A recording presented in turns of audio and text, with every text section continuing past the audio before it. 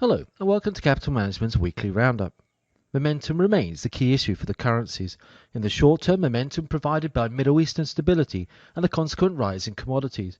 In the longer term, the effect this will have on economic recovery and inflation, and the extent to which different interest rates will rise.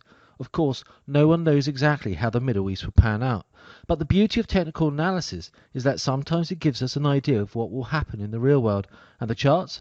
They indicate further instability before it's resolved. How much is unclear, and the extent is reflected more by the euro-dollar than anything else. If it can break the key 138.60 high, following a three-wave, arguably corrective decline, it can inject real momentum into the currency markets in the near term. Ironically, the answer to this question lies with euro-yen, as it appears to be leading the euro by 10 days. If 114 breaks on euro-yen, 138.60 should follow later, but probably only until euro-yen hits the 117c equals a corrective target.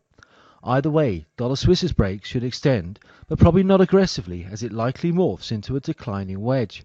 Dollar yen should attack but probably hold the 80-20 low as it settles into a 1980 style prolonged 80 to 84 consolidation.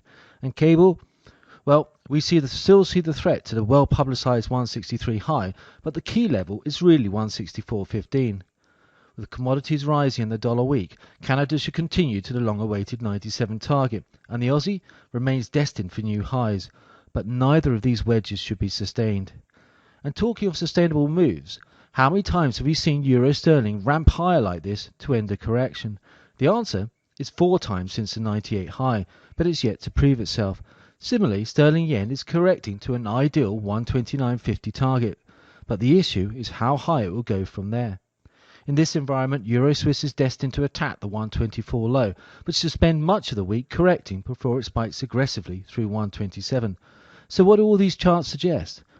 Things may strangely calm down for a few days before it all flares up again later in the week.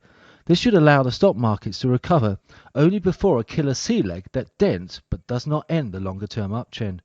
To get a better idea of how all these should pan out in the following week, follow us on www.marketvisiontv.com or me, Ed Matz, on Twitter. Good luck, and of course, have a great week.